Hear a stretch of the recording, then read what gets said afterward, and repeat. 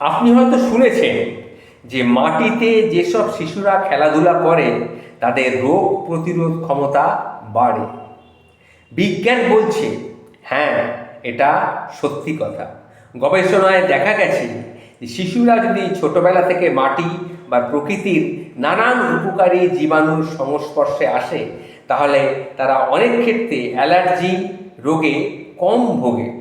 আমাদের শরীরের রোগ প্রতিরোধ ব্যবস্থার কাজ হলো কোনটি দেহের জন্য উপকারী আর কোনটি ক্ষতিকর তা সঠিকভাবে বুঝে নেওয়া। এর জন্যে শরীরকে ভালো এবং খারাপ এই দুটি বস্তুকেই কিন্তু চেনাতে হয়।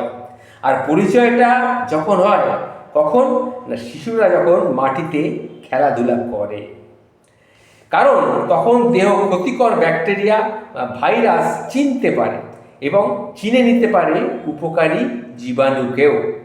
এখানে আরেকটা গুরুত্বপূর্ণ জিনিস কি জানেন তো, সেটা হচ্ছে গ্যাট মাইক্রো বা এম। আমাদের পেটের ভেতরে বাস করে কোটি কোটি ক্ষুদ্র জীবাণু। এগুলো বেশিরভাগই আমাদের জন্য উপকারী। এগুলো যেমন আমাদের খাবার হজম করতে সাহায্য করে, দেহের ভিটামিন তৈরি করে, রোগ ঠেকাতে সাহায্য করে, আর সবথেকে ভালো জীবাণু থেকেই রোগ প্রতিরোধ ব্যবস্থার সঠিক নির্দেশ কিন্তু পাওয়া যায়। শিশুর জীবনের প্রথম বছরটা এই গ্যাট মাইক্রোবায়োম গঠনের জন্য সবচেয়ে বেশি জরুরি। শিশুরা নর্মাল ডেলিভারি বা স্বাভাবিক উপায়ে জন্মালে মায়ের দেহ থেকে কিছু উপকারী জীবাণু কিন্তু পায়। আর মায়ের দুধ খেলে তো পাই, মায়ের দুধটা অর্থাৎ মাতৃদুগ্ধ খুব প্রয়োজন। এরপর শিশুটি আস্তে আস্তে বড় হতে থাকে, আরও বেশি জীবাণুর সংস্পর্শে আসে, যেমন মাটির সংস্পর্শে, গাছপালার সংস্পর্শে, পোষা প্রাণী বা খেলার মাঠ থেকেও কিছু কিছু জীবাণুর সংস্পর্শে শিশু কিন্তু আসে। এক্ষেত্রে ওল্ড ফ্রেন্ডস হাইপোথিসিস বা তত্ত্বের কথা বলতে হয়। সেই তত্ত্ব অনুযায়ী ছোটবেলায় যত বেশি উপকারী জীবাণুর সংস্পর্শে আসা যাবে ততই শরীরের প্রতিরোধ ব্যবস্থার জন্যে ভালো। এই জন্যে শৈশবের ভালো ব্যাকটেরিয়াগুলোকে বলা হয় পুরানো বন্ধু।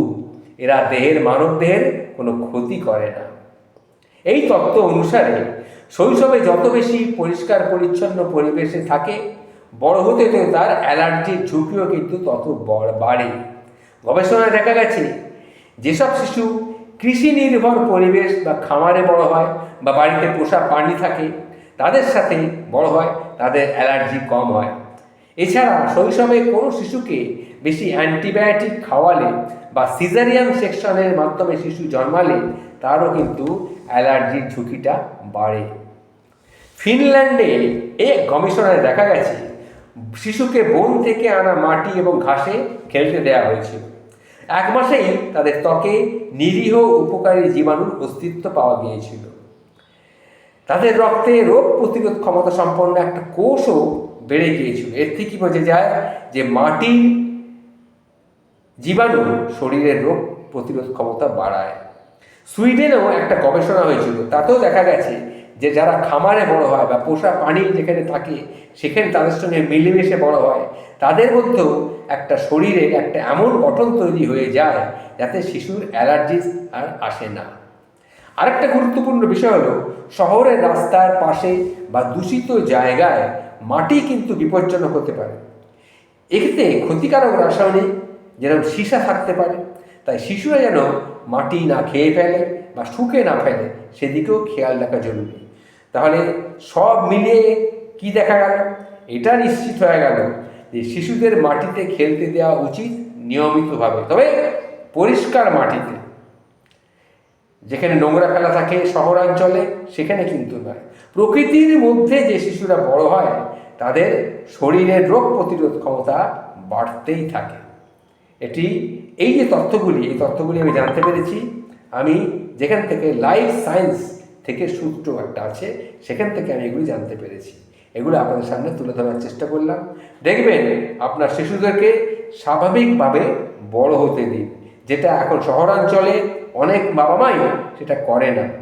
এদিকে খেয়াল রাখবেন, সেই জন্যই কথাটা বললাম। ভালো থাকবেন।